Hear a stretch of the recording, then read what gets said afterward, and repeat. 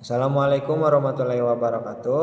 Perkenalkan, nama saya Muhammad Abdul Nasir dengan NPMC 124.015. Di sini saya akan menyimpulkan hasil bacaan dari modul IPTL-MI.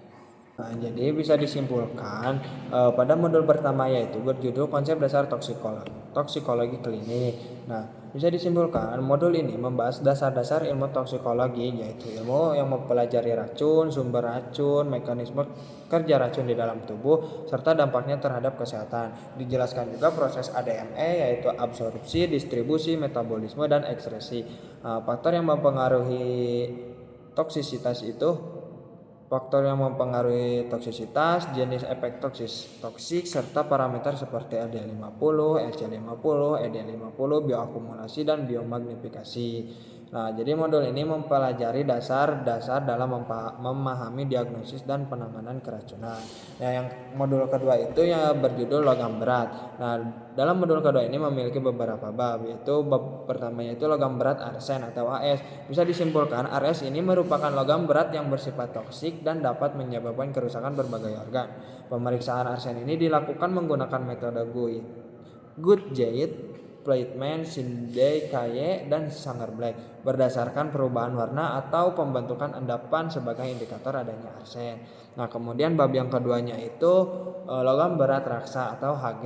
Raksa atau merkuri ini merupakan logam berat yang dapat merusak sistem saraf, ginjal, dan organ lainnya. Identifikasinya itu dilakukan melalui pembentukan amalgam, reaksi CuI1, I2, ditizon, dan dipenyl karbazon dengan perubahan warna sebagai tanda hasil positif. Kemudian yang bab ketiganya itu logam berat timbal atau Pb.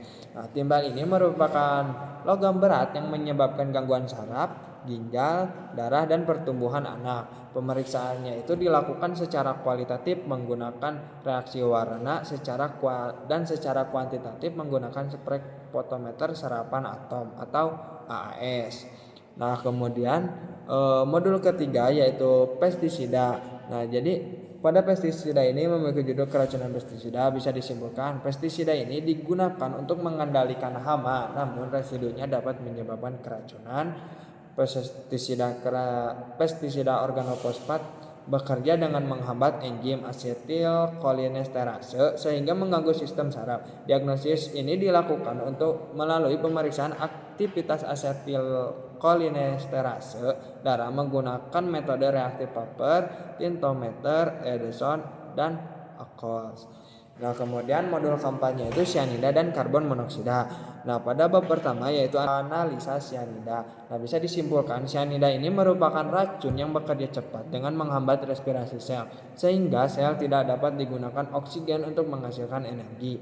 Gejala keracunan ini meliputi pusing, mual, sesak napas, kejang, koma, hingga kematian. Diagnosis ini dilakukan melalui pemeriksaan klinis dan laboratorium. Kemudian judul keduanya itu karbon monoksida atau CO2. Bisa disimpulkan karbon monoksida ini merupakan gas beracun yang berikatan dengan hemoglobin, membentuk karboksihemoglobin sehingga mengurangi pengangkutan oksigen ke dalam jaringan. Pemeriksaannya juga dilakukan untuk mengetahui kadar COHB sebagai dasar diagnosis keracunan. Kemudian modul kelimanya itu Nabja. Nabja ini dibagi dengan beberapa bab. Bab pertamanya itu narkotika. Bisa disimpulkan narkotika ini adalah zat yang dapat menurunkan kesadaran, menghilangkan rasa nyeri, dan menimbulkan ketergantungan. Pemeriksaan dilakukan dengan uji screening awal dan dikonfirmasi menggunakan kromatografi lapis tipis atau KLT. Kemudian bab keduanya itu psikotropika. Bisa disimpulkan psikotropika ini bekerja pada susunan saraf pusat sehingga mempengaruhi perilaku, suasana hati, dan kesadaran. Penyalahgunaannya itu dapat menyebabkan ketergantungan hingga diperlukan pemeriksaan laboratorium untuk identifikasi zat. Kemudian bab yang ketiganya itu ada alkohol. Bisa disimpulkan alkohol ini merupakan zat psikoaktif yang dapat menekan sistem saraf pusat. Pemeriksaan kadar alkohol digunakan untuk membantu diagnosis keracunan dan kepentingan forensik. Kemudian bab keempatnya itu ada asam salisilat.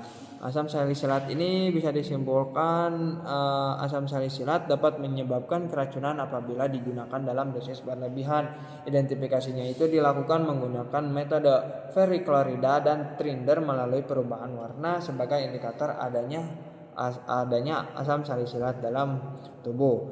Nah, kemudian pada modul ke-6 yaitu bahan tambahan makanan.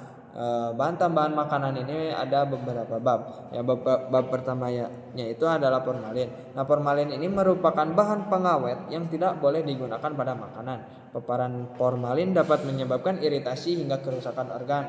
Pemeriksaan dilakukan untuk mendeteksi keberadaan formalin pada sampel makanan.